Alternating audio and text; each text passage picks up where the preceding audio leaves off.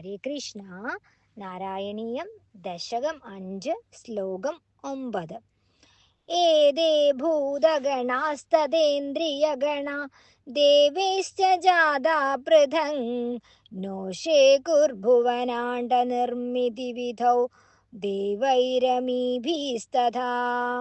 ത്വം നാനാവിധ സൂക്തിഭിർനുദഗുണ തത്വാന്യമുന്യാവിശം ചേഷ്ടാശക്തിമുദീര്യതാനി ഘടയൻ ഹൈരണ്യമണ്ഡം വ്യഥാ.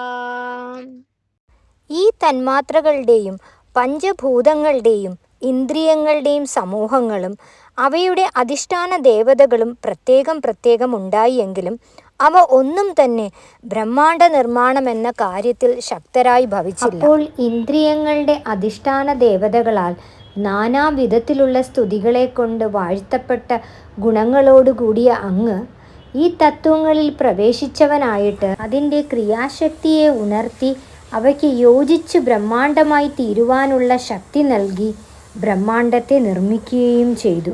എന്തൊക്കെ ഉണ്ടെങ്കിലും അതിൽ ആ ഭഗവത് ചൈതന്യം, ആ ഭഗവാന്റെ ആ ഒരു ശക്തി ഉണ്ടെങ്കിൽ മാത്രമേ അതിന് പൂർണ്ണമായി പ്രവർത്തിക്കാൻ കഴിയുള്ളൂ.